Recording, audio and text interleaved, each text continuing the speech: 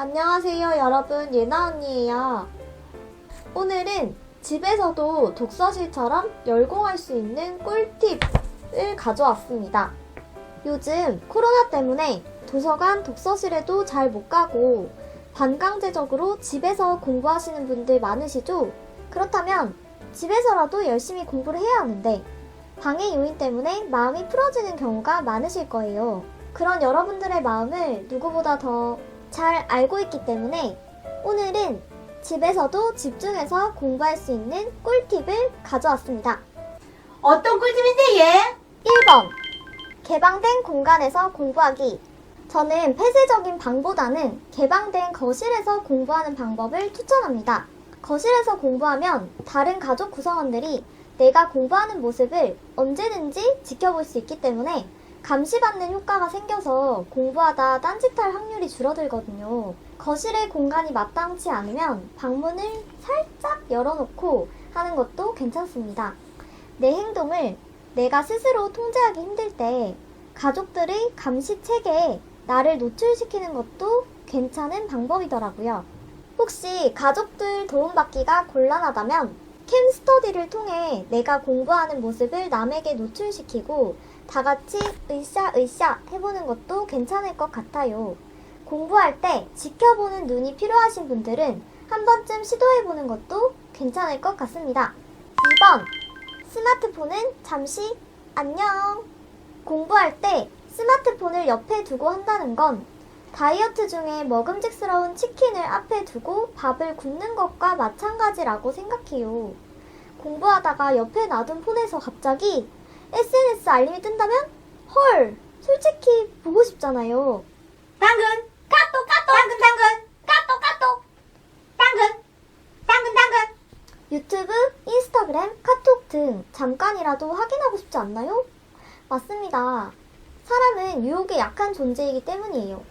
그래서 스마트폰을 눈에 안 보이는 곳으로 아예 완전 치워버려야 돼요. 그러니까 공부하는 동안엔 스마트폰을 집 안에 다른 공간에 숨겨 놓으세요. 아니면 잠금 어플을 활용해서 제한 시간 동안 SNS에 못 들어가게 하는 것도 좋습니다. 3번. 월간 계획표를 책상 앞 벽에 붙여놔라.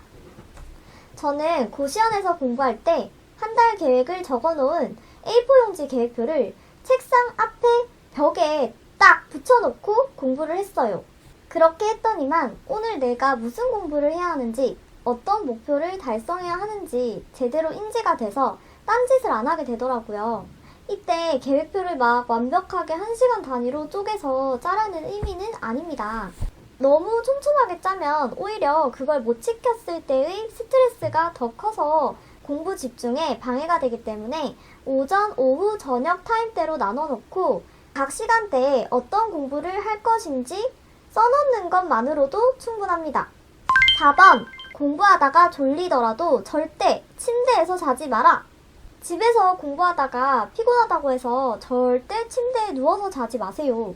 절대 침대에 눕는 순간 내 인생 망하다! 라고 생각하셔야 돼요. 왜냐하면 수험생은 항상 피곤에 쩔어있는 상태이기 때문에 침대같이 푹신하고 안락한 공간에 눕게 되면 10분이 30분이 돼버리는 매직이 일어나거든요. 차라리 너무 졸리면 잠깐 일어나서 공부를 하거나 바깥 공기를 짧게 쐬고 오는 것도 좋습니다. 근데 그렇게 해도 잠이 안 깨면 스톱워치로 알람 설정을 해놓고 딱 10분만 책상에 엎드려서 주무세요. Just on 10 minutes 10분만 알람 맞춰. 조금 불편하더라도 큰 것을 위해 작은 것을 희생하시는 걸 추천합니다. 5번. 소음 문제, 가족 문제 등 외적인 변수는 마인드 컨트롤로 극복하기. 집에서 공부를 할 때 외부 소음 문제나 가족 문제 같은 것들은 어떻게 해결해야 할까요? 마인드 컨트롤하는 방법을 추천합니다. 물론 그 문제가 나를 더 힘들게 하는 것은 맞지만 혹시나 그 상황이 없어진다고 해도 공부 자체는 여전히 힘든 일일 거예요. 끈기와 의지가 많이 필요한 일이죠. 내가 조용한 독서실이나 도서관에서 공부한다고 해도 그것도 그 나름대로의 힘든 점이 분명히 있을 거예요. 이런 상황에서는 공부 자체가 원래 힘든 일이다라는 것을 받아들이는 것이 중요합니다. 아, 내가 공시를 준비하는 것 자체가 원래 힘든 상황이고 노력이 필요한 상황이다. 집이 아닌 다른 조용한 공간에서 공부한다고 하더라도 다른 문제가 생길 수 있겠구나 라고 생각하셔야 돼요.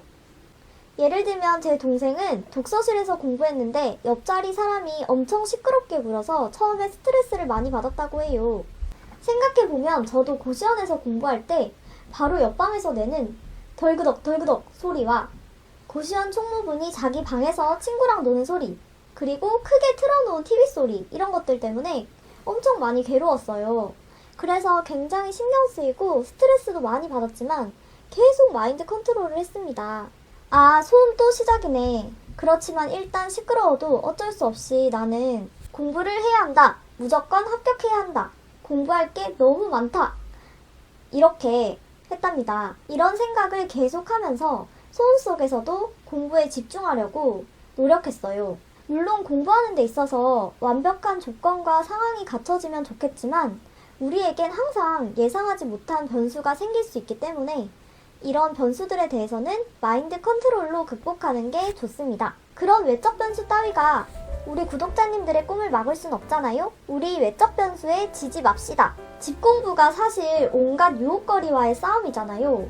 그래서 애초에 내가 유혹에 넘어가지 않도록 원천적으로 유혹거리를 차단하는 게 정말 중요합니다. 이 수험 기간이 지나고 나면 정말 구독자님들 세상이 펼쳐질 거예요. 하고 싶은 거 다 하고, 먹고 싶은 거 다 먹고, 마음도 훨씬 편해질 거예요. 그런 의미에서 오늘도 화이팅입니다. 아자, 아자, 화이팅! 그럼 안녕! 예나 채널